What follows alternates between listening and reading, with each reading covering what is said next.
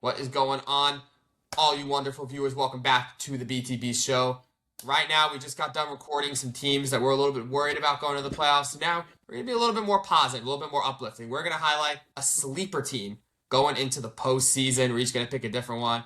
I'm going to go first. I know this is kind of cheating because they are second in their conference, but I do think people are still sleeping on the Boston Celtics. And I understand why. The fact of the matter is their talent pool, their roster is not as talented as it has been in years past. They are going to have to play young, up-and-coming players like Jordan Walsh, like Hugo Gonzalez, like Neemias Queta. These guys are going to have to play in the playoffs, whether Jason Tatum comes back or not. If Jason Tatum comes back, obviously their roles change, but I do think they are going to have to play playoff minutes. You can't just play Peyton Pritchard, Jaylen Brown, and Derek White 48 minutes each. I don't think that's a formula for success. So I can understand why they are being slept on. However, I think that this team, without Jason Tatum, is still more than good enough to at least win a first-round series, if not a second-round series. Jaylen Brown has shown that he can get this team to playoff wins before. I've always argued that in their championship run a couple years ago, he was the best player on that team. So did I. I think he can be the number one player on a playoff team that is finding success. I don't think that's a problem. Derek White, Peyton Pritchard, I trust those guys to do what they're going to do. Maybe I'm putting too much trust in kind of their rotation, 5, 6, 7, 8 man. But I think the basketball that they're playing right now, there's no reason for me not to believe in them. I think the Vucevic trade for them, we'll see if it pans out. Simon, having Simons off the bench, would that have been a little more beneficial scoring-wise? Maybe, but obviously center is more of a position of need for them. So if Vucevic, it's been a while since he's been in the playoffs, so he's going to have to remember how to play postseason ball. I know he hasn't had much of that in his career playing on Orlando and Chicago, but assuming he can figure out getting that playoff rhythm, I think they're going to be good.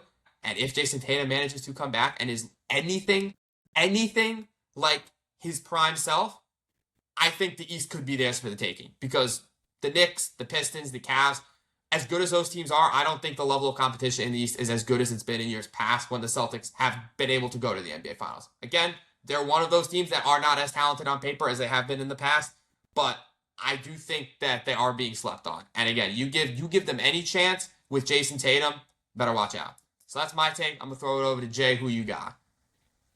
First, before I even do mine, Max has been shading the Bulls a lot today, y'all. Y'all don't know what's up with him. I'm sorry. They almost beat my team. He's in this lot today. Gotta get a little anger out. But my sleeper team going into this playoffs is the Toronto Raptors. They are currently fifth in the Eastern Conference. And let me give y'all some rankings for the Raptors, man. Some very slept-on rankings. Third in the NBA in clutch. So they are, last 5 minutes of the game, they are the third best team in the league. They are sixth in the NBA in defensive rating, and they have one of the most slept-on, deepest benches in the NBA. Jacoby Walter, Jamal Shed, Mamu, Colin Murray Bowles if he comes off the bench or whether he starts or not. I think this team is so... CMB. Max started the CMB train, and I'm not gonna lie, I'm riding the train. Thanks. Pause. I think CMB is really good. I think the Raptors team is really slept on, and this is all without Jakob Poeltl. Jakob Poeltl is not even close to the player that he could be. Jakob Poeltl, and they have some type of paint presence and a shot blocker. Their defense could be from top 6 to maybe even top 3 in the league. And this is what a Brandon Ingram, who's not the best defender, Emmanuel Quickly, who's not the best defender. But it's just a thing of effort with this team. And their coach, Ryo, is an absolute sicko. He is getting everything he can out of these players. And yeah, man, I think the Raptors are going to make some noise coming in this playoffs. I think they will probably finish exactly where they are, around 5th or 4th. And they can give that team in the 5th or the 6th seed a big run for their money. Because they're not even talked about as a team that's a top 5 team in the Eastern Conference. And they've been that all season. Like, Raptors have been good really all year. They've been consistent. They're like 13 games over 500. They had 2 All-Stars in Scotty Barnes and Brandon Ingram. I just think this team is really slept on. Emmanuel Quickly just had a big game the other day. He had another 5 3-point game. He just has these games where he pops off. RJ has these games where he pops off. I just think that this team has to be looked out for coming in April. And yeah, that is my team. That is the most slept on going to the playoffs, Toronto Raptors. I guess it's my turn then, huh? Yep. Come on, go. Talk to me. The team I'm picking once went on one of the most legendary runs of the season. Top 5 in almost every statistical category for a month straight. If this team gets a legit playoff spot, I think they could legit have a chance. Sorry to see you lose legit twice. This is a legit take. Legit. To win not only a round, but maybe even two. I'm taking the Charlotte Hornets. Yes, I'm taking a wild ball curve. I think this team has everything they need. Yeah, very wild. I think this team has everything they need except experience, and the only way to gain experience is to go out there and steal it. I think this team, they've proven to play up to high competition teams. They've beaten the bad teams as well. Do they go on their cold streaks? Yes. I think that's just maturity along the roster. Also, they did lose a couple games. Obviously, they're missing Bridges for some reasons that I'm sure most of you guys know about the fight that happened a couple weeks ago. So he missed a couple games. Kobe White, I believe, has still not played for this team yet, if I'm not mistaken. So they still have a lot more growth as far as the bench depth as well. This team is only going to get better as they go along in the season. Nimble's having one of the best rookie seasons we've ever seen. And I'm not just saying that statistically, 3-point shooting wise. He's beating your favorite players as far as 3-point made on the season, which is absolutely insane, and percentage wise as well for a rookie. So he's hooping. He's averaging 19 points a game with 6 rebounds and 3.5 assists. Like, that's pretty impressive for a rookie in a year where we have Cooper Flag absolutely hooping too. So along with that, I mean, they also got underrated guys like Zion James, who not a lot of other people are going to talk about. But as a Duke fan, he was on Duke as well, so they have that natural born chemistry. And Cockburner, he's been balling, bro. I think he's kind of underrated. I think he's more of a raw talent. He's still kind of finding his way. I don't think he has a discipline as like a top level starting center just yet. But I think those instincts obviously naturally grow as you develop. I think he can have a pretty similar maybe year 2 jump as a Klingon. If he really locks in this summer, I think he has all the intangibles. He has to be just consistent with it. And my biggest X factor on this team as far as consistency is Brandon Miller. I think this team goes as far as where he'll take them. I think he struggles with his efficiency a lot.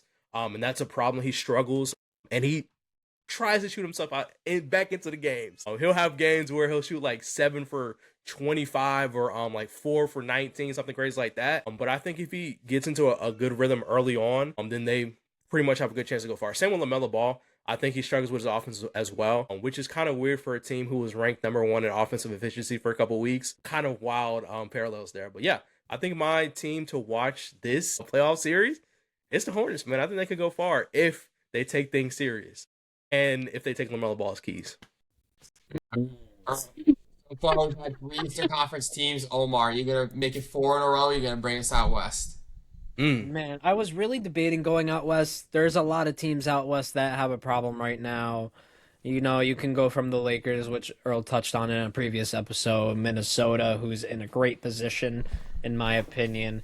Phoenix, who's not really in the best of positions, in my opinion, at all, actually, considering they don't have Dillon Brooks and only Devin Booker. And Golden State is kind of just there. I have no hope for the LA Clippers at this point in time. So, to be honest, the Western Conference doesn't really attract me when it comes to this type of topic, unfortunately. So what I will say is this, and this is going to be a wild card take, because this team is 42-14 right now. Yeah. Because there's still people saying that this team is going to lose in the first round due to lack of playoff experience. People are saying that they're maybe a first round exit and they're not shit. And as soon as playoff starts, the playoff basketball is a whole different story. Guys, why are people saying the Detroit Pistons are going to be first round exits? Am I the only person that hears this? Am I the only person that is hearing on the internet from ESPN headliners saying, you know, it's a really good season for Detroit, but, you know, if they go down in the second round or the first round, I wouldn't be too disappointed, and yada, yada, yada. Guys, this team's not going down in the first round, second round. This team can make the finals. This team can make the finals. With how weak the Eastern Conference has been for the past year so far, and considering the struggles that the New York Knicks have faced, their biggest competition, by the way, it's been subpar to say at least. I mean, what are they, 10 games above New York? New York is 37, 5 games. Boston's right in between them in the standings. We don't even see them directly anymore.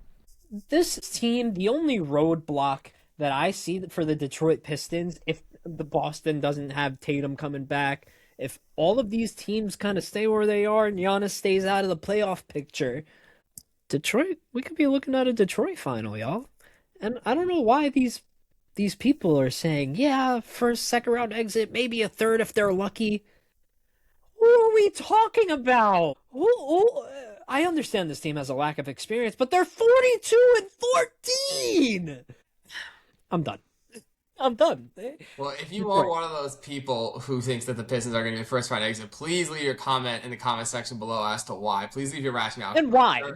I'm sure It doesn't Omar make would love sense. to read that. But we love to read all the comments that you guys leave. So even if it's not about Detroit, be sure to let us know your thoughts in the comment section below on this video. As always, keep an eye out for our short form content coming out here on our YouTube page as well as our TikTok. Appreciate all of you guys tuning in.